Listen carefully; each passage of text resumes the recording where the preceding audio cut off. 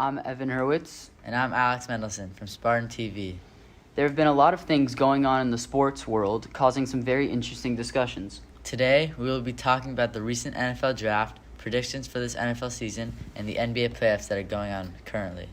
All right, so we're going to start with talking about who we think is going to win the NBA playoffs. Alex, you want to go first? Well, yeah, so as a Heat fan, I'm hoping very, emotionally that the Heat beat the Celtics and then beat the winner of the Grizzlies Warriors. But in my honest prediction, I think that the Heat will after beating the Hawks in the first round and then the Sixers in the second round, I think we will beat the Celtics in 6. I think the Warriors will beat the Grizzlies in 7. I think the Heat will win the NBA championship in 6 games. Okay. Against who? Against the Warriors. Because I think they'll beat the Grizzlies in 7. Okay. I mean, I'm also a Heat fan, so I will say that the Heat are going to go to the finals, beating the Celtics in 6. I do think that the Warriors are going to win, but I don't think the Warriors are going to make it to the finals. I think that the Mavericks will beat the Warriors and make it to the finals, and the Heat will beat the Mavericks in the finals. That's my prediction. Well, did you see that Suns-Mavericks games last night, the Game 7? That game was crazy. It was nuts. Well, yeah, the Mavericks killed the Suns, which is very unexpected. The stars for the Suns just did not show out at all. And the stars for the Mavericks, Luka Doncic had an amazing game. Yeah, 35 points. He had as many points as the Suns in the first half, 27 each. So that was pretty crazy. It's kind of sad. Yeah. I feel bad. For Sucks to be a Suns fan. And last year they made it to the NBA Finals, so it's just a big decline from last year. Yeah. How about the Bucks and Celtics Game 7? That game was a thriller too. Oh, I mean that whole series was a thriller. I mean, right from the start, the first game.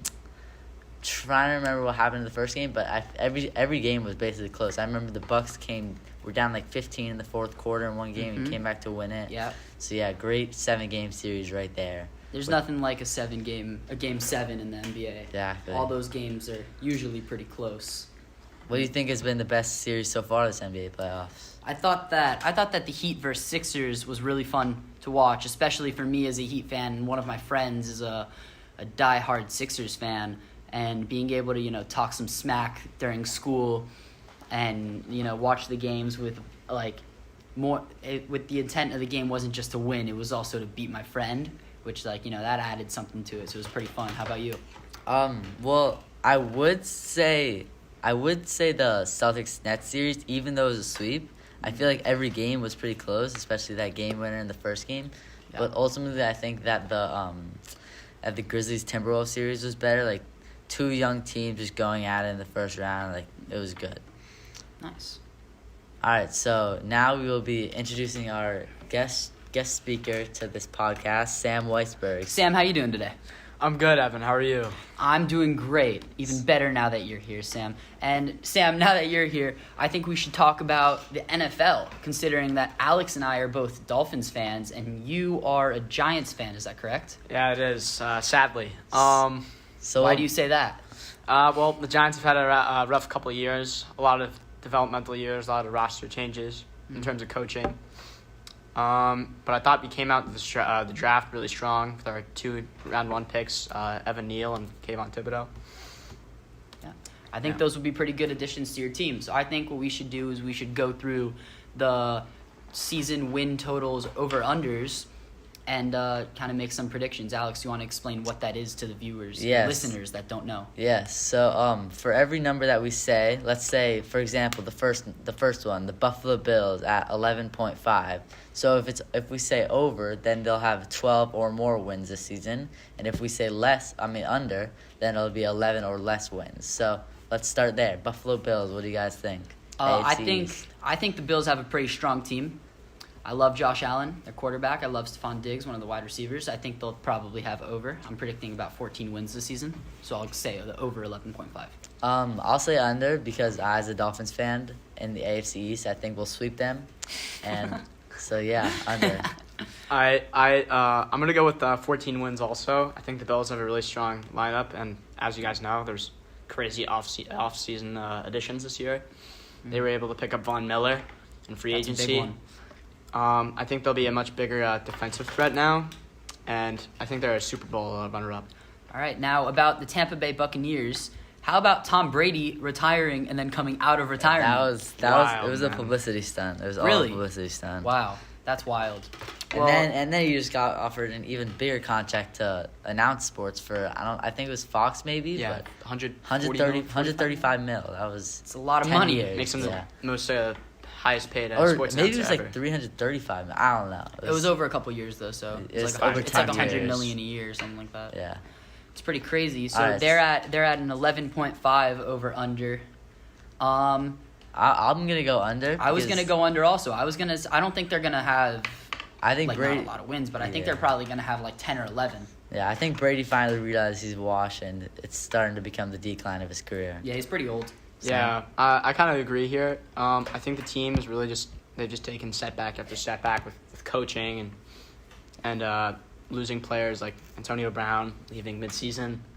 But yeah, All right, so let's move on to the second tier of NFL teams where the totals get a little less. So let's begin with the Cincinnati Bengals, the former AFC champions of this past season, You know, I at think 9.5. coming off a pretty strong season, you know, not much has changed with this team.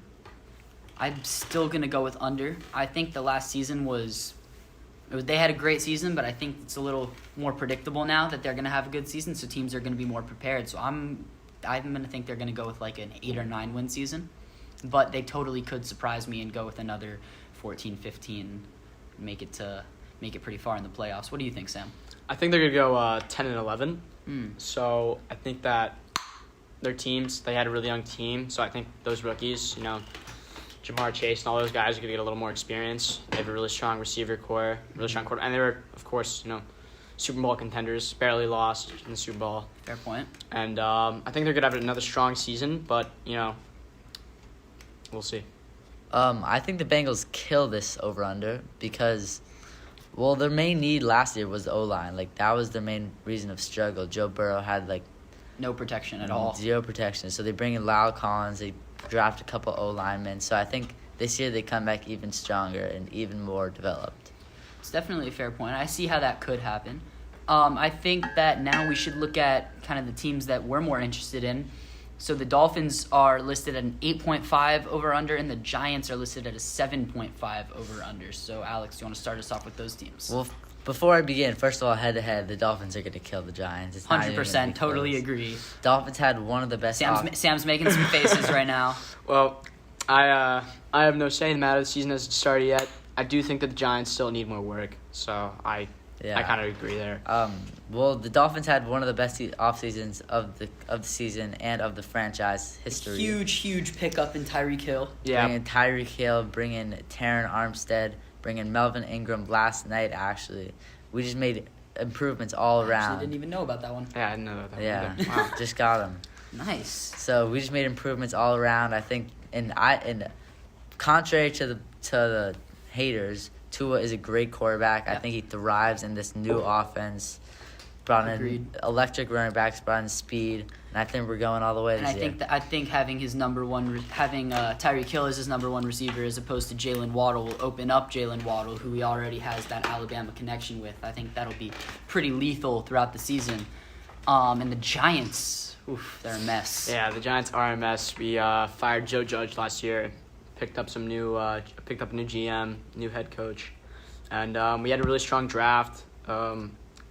A little bit of a weak offseason, but I think the team will get better. And seeing as we brought Tyrod Taylor, a veteran quarterback throughout the league, Michael Vick type play style, I think he'll be a good veteran to coach. Daniel Jones, I personally don't see a lot of potential in Daniel Jones, contrary to what other players think. But yeah, I think it's a good season coming up. All right, well, it'll be interesting to see how the rest of the NBA playoffs and the upcoming NFL season play out. Thank you guys for listening. I'm Evan. I'm Alex. I'm And- Sam. Yeah.